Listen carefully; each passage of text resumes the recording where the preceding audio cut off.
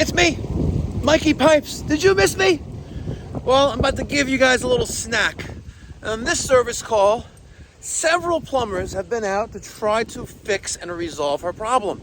Some have even told her that she's nuts. But she's not nuts. Let me tell you what her complaint is. Her complaint is that if her kitchen radiant zone or her master bedroom radiant zone is calling for heat, the whole house gets hot. And come on, Gigi, what are you doing? Come on, let's heal. Come on.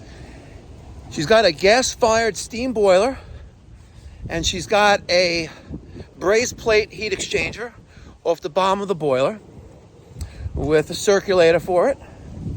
She has, and off that brazed plate heat exchanger, she's got two zones.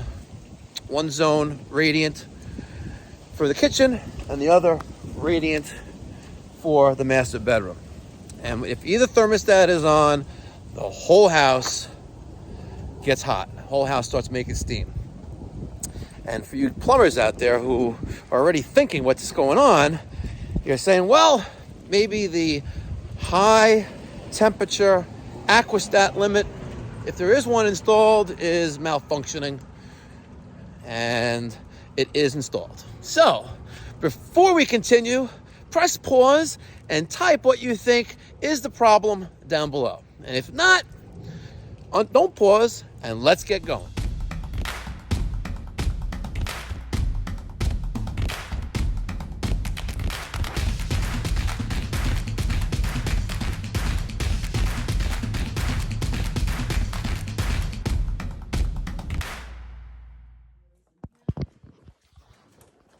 Very squishy in here. I see. Very confined space. Yes. Good luck.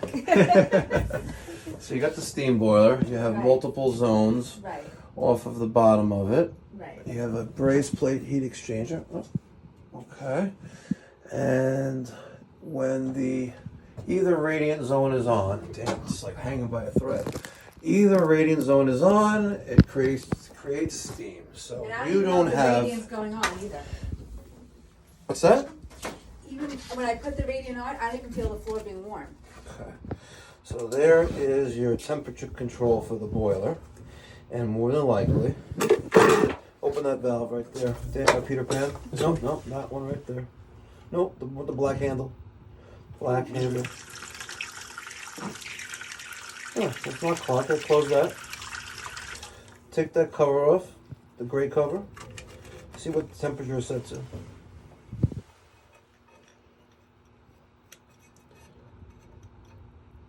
210? No. Don't touch it though. Don't adjust it. No, I'm not. So ready. Trying to see. Yeah, and even when I put the radiant on, it doesn't. The floor is not going either.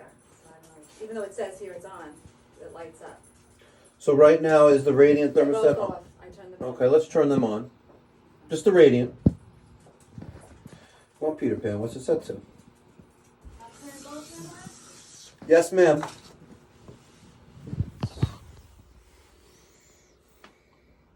Let's go down there. Let's go see.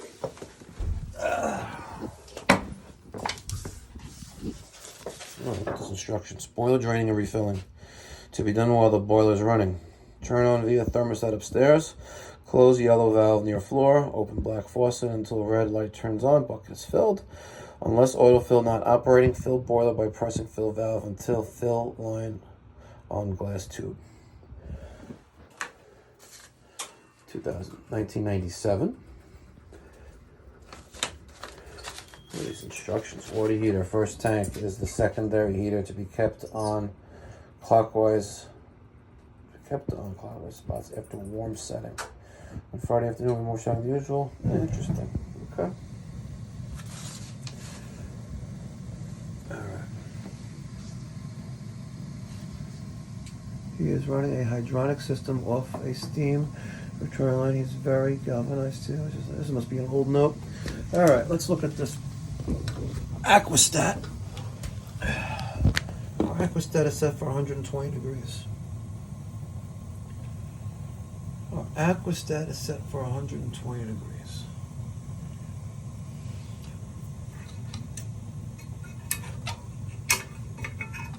Okay. That's all in there.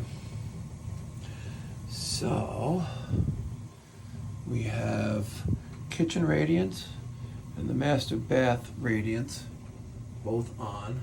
And there's another relay there, the pump. That's that circulator over there. They labeled it booster pump, but that circulator takes water from the boiler, right, and circulates it through that braised plate heat exchanger, and then makes its way back to the boiler. Pretty simple, right?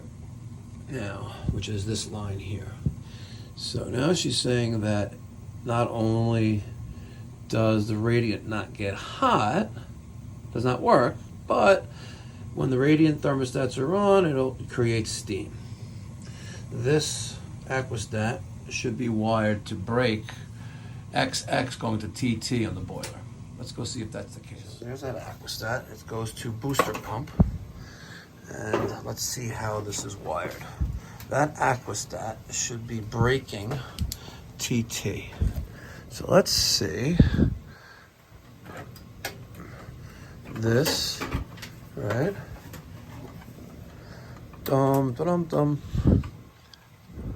Wrong. The aquastat needs to break. Where is this going? This is TT going to master bath radiance. Here's kitchen radiance. Right? The terminals down there are the ones that need to break boiler XXTT. But here, this is wired to be an N switch. It's an N switch, and if I were to adjust this, and it clicks, but it's not breaking TT. It's wired the wrong way. Let's follow this wire one more time. There it is, 5 and 6, which go to aquastat. Wrong. So now, here is TT coming from this relay, which then comes off this relay. I have one wire which goes to boiler. That's going to close relay, thermostat relay, and then turn on the boiler. My other wire is coming from my high temperature aquastat, and these two are connected. So basically this is the mediator. This is the light switch in the middle. If that's at temperature, the boiler's not going to run. All right, right now, the damper is closed, the boiler's not running, but all zones are on, all circulators are on, that circulator's on. Once the temperature gets low enough, the boiler comes on. We can confirm that by adjusting the temperature. What is the temperature set to right now, Peter Pan? 130. 130. So now there is 130 degrees or higher temperature circulating through here right now, right? If I was to raise this up a little bit, our vent damper is opening and the boiler is going to turn on. So now, whatever that's set to now, it will turn off the boiler once it gets to temperature. Make sense? Okay. What was this? Remember what this is called?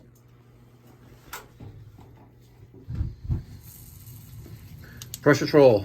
What's this called? It's a gauge. Pressure gauge. You know what this loopy thing is called? What does it look like? Does it look like a pig's tail? That's what it's called, pigtail. Pigtail, pressure troll, pressure gauge. Okay? And we have a relief valve with no drip leg on it. Hopefully it's 15 PSI. Is it? Is it? Yes, it is. Okay. So now we're going to wait and see if the boiler turns off once that temperature is sensed at the pressure troll. Right now. I've got the thing in my mouth. All right. Take a look. Hold the flashlight. Circulator. I noticed it had a drip on there. The gasket was never installed properly. See? See that? Mm-hmm. And it's also caked up. Yeah. Why they put the IFC in here is beyond me, but look at that. It's filled with crap. And I'm gonna guess it's not circulating anymore. Let's see if we could take out this IFC and see if we can get this thing to spin. I doubt it, but let's see if I open this up what happens. All right, we get water from the boiler.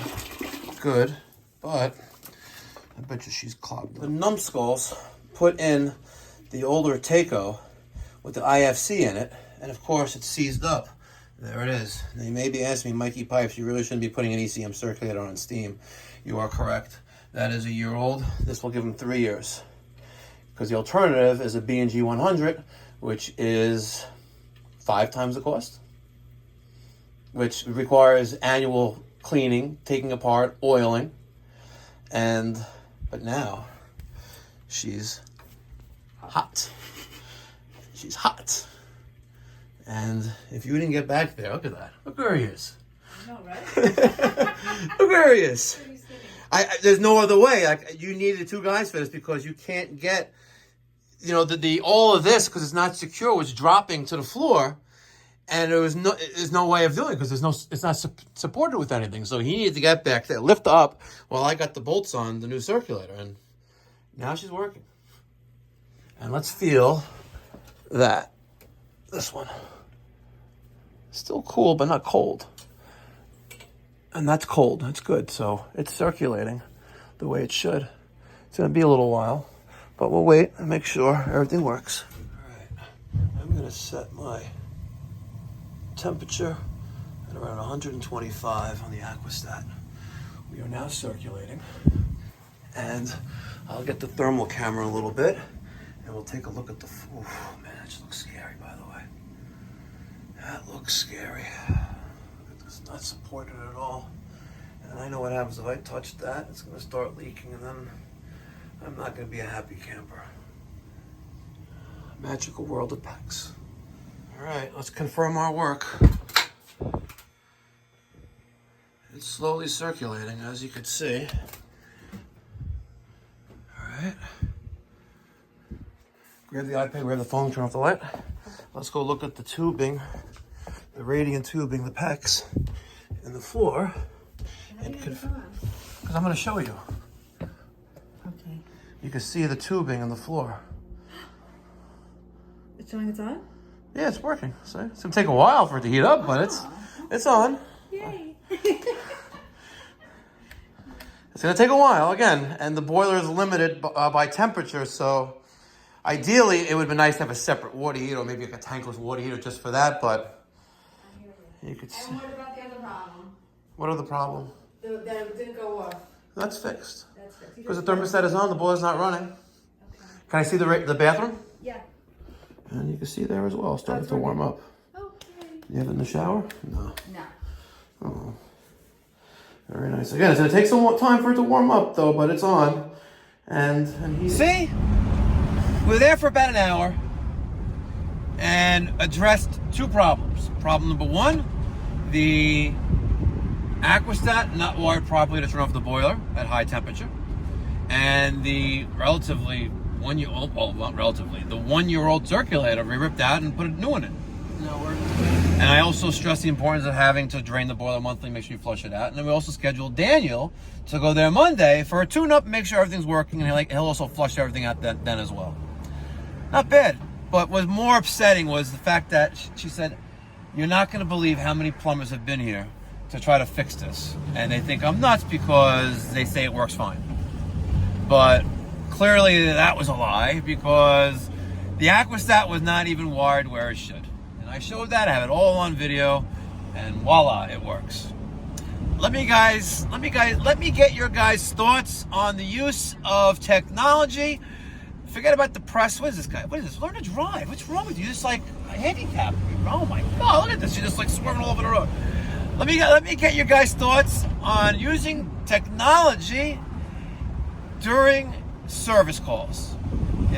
Here we use the FLIR i7 thermal imaging camera, which I've owned for almost 10 years, and I've used it countless times, and I've made probably, I don't know, maybe over $1 million of revenue with that FLIR i7. Seriously, just calling the spade a spade. I've had it for 10 years, and from slab leaks to heat exchanger leaks to refrigeration leaks, right? Because it shows you temperature on a screen. So I love technology. A lot of you guys, some of you, old school, like they don't believe in embracing the technology. Before there was automatic transmission, there was the stick, right? And people, when that automatic first came out, like, no, it's not going to work, it's not going to last. But look, now you can buy a $250,000 car. You can get a Porsche 911 Turbo S Cabriolet, $250,000 car with automatic transmission. Check us out. Make sure you check us out on Discord and on WhatsApp. Links in the description box down below. And if you want some stickers, Mikey Pipe stickers, if you ain't testing, you're guessing, or if the hacks bring me stacks, details in the description box down below, or email me, mike@mikeypipes.com. Also, I got the long sleeve t-shirts coming in medium, large, and extra large. So it looks exactly like the shirts we're wearing, but they're long sleeves. If you want to pre-order them, details in the description box down below. Make sure you're comfortable wearing Pipe Doctor paraphernalia this winter.